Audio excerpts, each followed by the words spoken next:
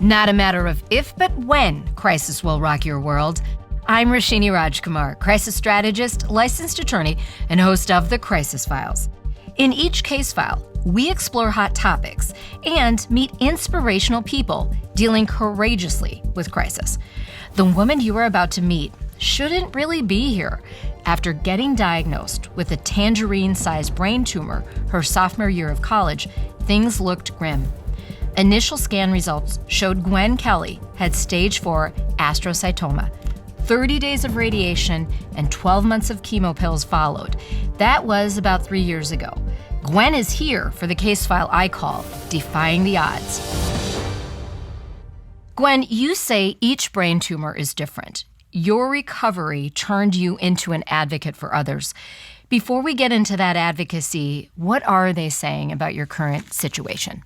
You know, I actually just got really fantastic news on Monday that I had another clear scan. So as of right now, kind of cancer-free, which is very exciting. And I am just so unbelievably thankful for each new scan that I get. There's obviously a lot of anxiety that comes with it because I have to get the scans every single 90 days. So leading up to it, it's very stressful. I'm just praying a lot, just talking to God. And, he gave me another clean scan. And I'm here just to tell my story and just keep being an inspirational for other person. Yeah, you are. You're an inspiration for us. Even though I am not dealing with any kind of cancer that I'm aware of, you are an inspiration. Does it kind of feel, I just have to step back for a moment. You say you have to get the scan every 90 days. Yes. Is there anxiety in that last 5-10 days leading up to each 90? I try my best not to think about it. Once I get one of the scans done, I'm like, okay, 90 days. But once I hit past that 2-month mark, subconsciously, my brain remembers, and it just kind of starts with the not being able to sleep, getting more stressed out. Scanxiety is a real thing, and it's not talked about a lot because a lot of cancer survivors and patients try to put on a front and are like, no, I'm good, I have my family, I have my faith, I trust God, I trust everything, I'm not going to worry about it. But subconsciously, there's always that fear that, the scan's going to come back bad. And then you have to kind of repeat the process of, going through chemo and radiation again. And, oh, no, if, the cancer comes back, what am I going to do? It could be different this time. I could potentially lose my battle. It's obviously nothing you ever want to say out loud because then you kind of have to admit that you're scared. But, yeah, it's a really hard subconscious battle that you have to deal with. And I think specifically, that week going into the scans, I just know I don't sleep at all. And I'm very cranky and I'm very upset. And, I'm really appreciative for my parents and my family and my friends just kind of dealing with my attitude because I can get pretty, mean and nasty. Well, we can laugh about it now. I really love the term scanxiety. Yeah. Even though it's a serious thing, what is your tip for loved ones and family members, for anyone out there who has scanxiety themselves? I honestly think for me, my entire battle going through cancer, I really leaned heavily on my relationship with God, and I would pray a lot, and I would kind of just bring all of my insecurities onto Him. But also, I think one of the main things that helped me was I would write about it. I would write about my fears. I would also try to rationalize and be like, okay, I have beat cancer before. I've done this before. If it comes back, I'm just going to do the same thing I've been doing. It's not going to stop me. It's not going to continue to affect my life because honestly, the whole thing with cancer, the fear behind it, it's all in your own head. So it's kind of you go down this rabbit hole of being scared and being like, oh my gosh, what if I'm not going to be here next year? What if I'm not going to get married? What if I don't finish school? What if the cancer continues to come back? It's kind of being able to push that fear aside and say, I'm not letting cancer to overtake my life. Yes, I have cancer, I beat cancer, but that's not who I am. And that's real intentionality. Mm-hmm. You have to live very intentionally. Yes. Brain cancer is the leading cause of cancer death among children and adolescents. Mm-hmm. And it is really sad to learn that less than 5% of federal government total funding for cancer research is for childhood cancer, only 5%. Why do you think this is? Before I got diagnosed with brain cancer, I had no idea about any of these statistics, because why would I know? It wasn't affecting me. It wasn't not something that I wasn't passionate about. It just wasn't something that was one of my main concerns, oh, I have this, let me see what my options are. And it's really hard because I was talking to my oncologist about this, and they are a fantastic team. Like, they're always there for their patients. They have to give good news and bad news every single day. And I was like, why is there no funding for this? Like, what is going on? Is there no research? Are people not putting in the time trying to find vaccines and like ways to like extend someone's life? And they sat down with me and they're like, Gwen, it's really sad. Like, these big pharmaceutical companies don't want to spend the money. They're not going to get any money from it. We're putting in our time. We're in the research lab. We have so many hours of research done, and we don't have the money to back it. And it's just so upsetting, not only to me, who has obviously beat the cancer, but sitting in a waiting room looking at all those little kids that have it as well. It's terrible because the only thing you can do is go through the treatment, trust your doctors, and pray. But you can't do anything above that if there's no research behind it. So for a pharmaceutical company or any other big foundation, wealthy person, to give money to this research, you have to really be in it for the long game. Yes. In fact, cures or progress might not even happen in your own lifetime, Yep. but your money could matter. I've actually spoken about this a lot with my father, that I'm like, if just like a couple dollars goes towards something and maybe give someone an extended year on their life, you don't know what could happen in a year. You have no idea what kind of research, what kind of results they could get. To me, it's not so much for as like looking for a cure, but it's looking to like extend someone's life. Because when you get diagnosed with brain cancer, honestly, the results are very grim. It's either you unfortunately like get diagnosed and like pass away very quickly, or you have a fighting chance and you just got to keep fighting. Keep fighting. And persevering and not thinking about what the results are. Because if you look up the statistics of like your cancer, like I remember I looked up mine and mine was like a 3.2 survival rate after 5 years. So we have some other startling statistics from Dr. Ann Bendel at Minnesota Children's Hospital. And in her research, she teaches us if a child survives, they have a 95% chance of developing chronic health problems, secondary cancers, cognitive impairments, and a shortened lifespan due to the harshness of current treatment options. So even if they defy the odds and live, which we want them to, it's an uphill battle. Oh, 100%. I mean, your life is never going to be the same. And I think that's a really hard thing that a lot of people that battle cancer have to deal with, because there's always going to be that fear of it coming back, whether you get good scans or not. I know personally for me, the reason I found out that I had brain cancer is I had a seizure, and that's what revealed the tumor. And when I had that seizure, I lost mobility of like my left leg and my left arm. So it's kind of one of those things where if I fall asleep at night and my arm falls asleep, I have that subconscious thing of, oh my God, am I going to have a seizure? Does this mean that my tumor's growing? So it's things like that that will continue. So many layers, Gwen. Yes. Wow, so many layers. So research studies and vaccines give people more time to figure out the could be and what's possible. You have turned into an advocate for young people, you know, maybe people who look like you, but also a lot of people younger than you, cute little kids. What makes you keep going with that advocacy? So, you know, it's hard because I really did not want to be in the position where I was advocating for this. It just kind of fell into my lap. And I just really tolerated treatment really well. And doctors were astonished that I was getting up, I was walking.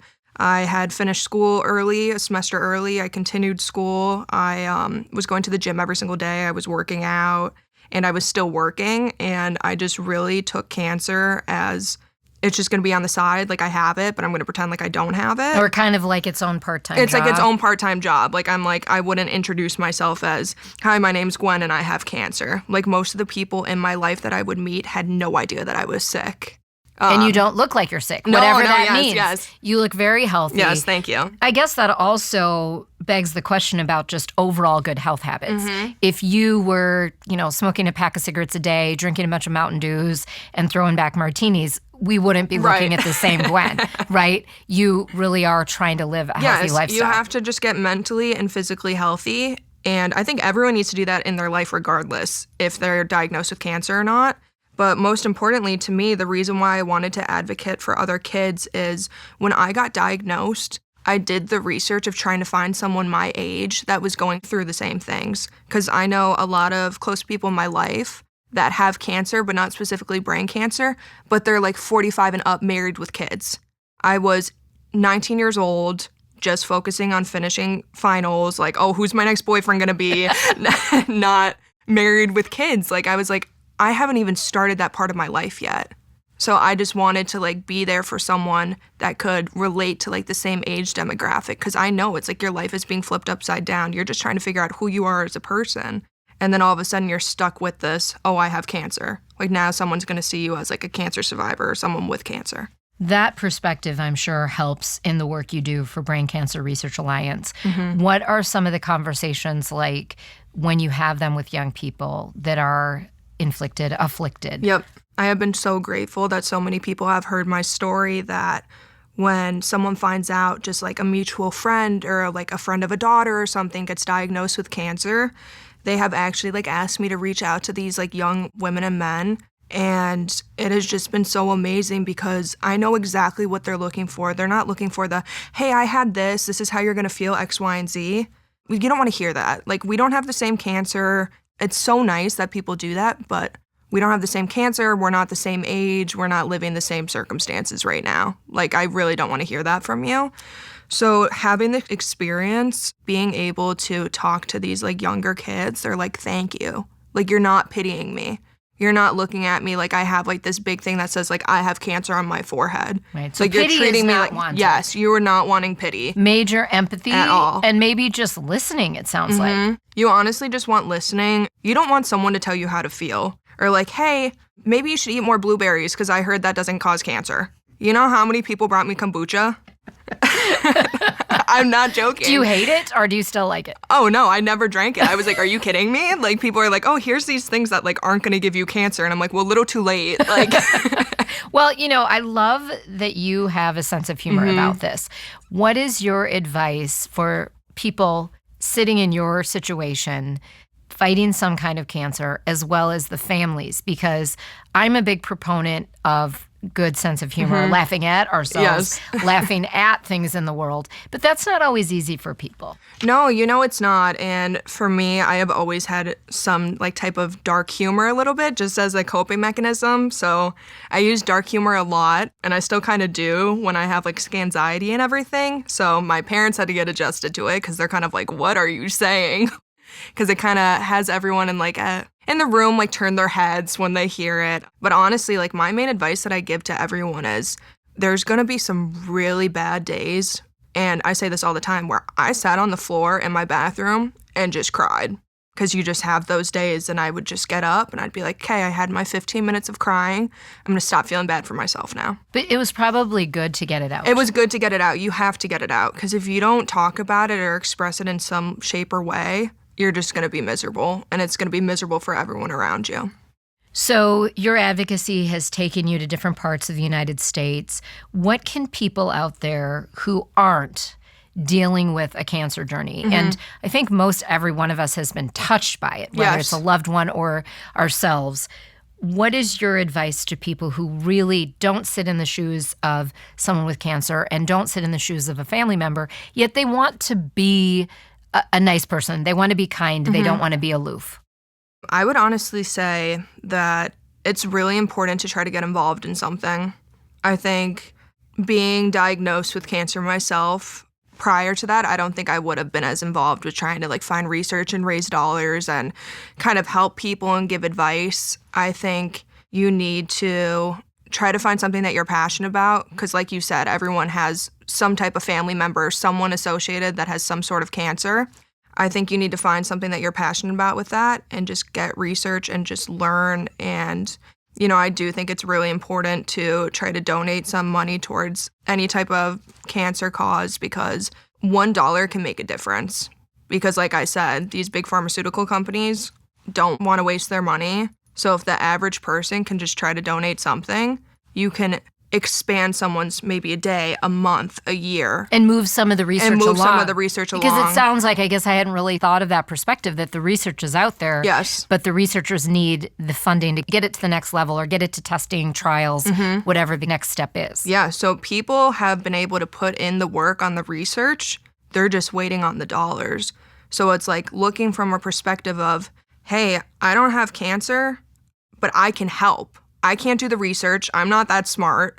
But if I can like donate some money, I can help move along that process. Because most likely or not, if we like it, someone in our lives is going to get diagnosed with some sort of cancer. Right. And any step that you can take to be part of the solution, right?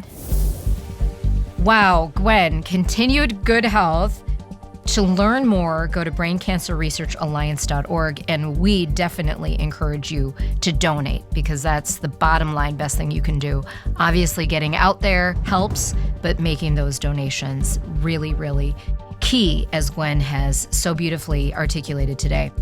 Today's Crisis Brief is brought to you by Navigate Forward. Number 1, 3 out of every 10 childhood cancer deaths are caused by brain cancer. Number 2, there's cutting-edge technologies through vaccines, inhibitors, and gene therapies that could prolong life.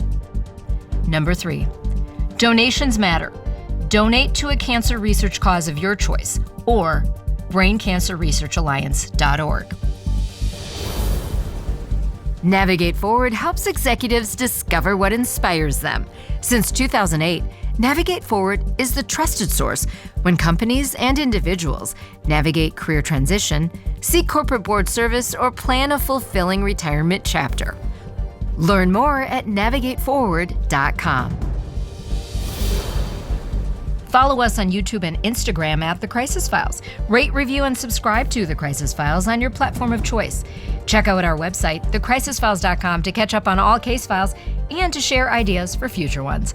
I'm Rashini Rajkumar. Join me next time on The Crisis Files.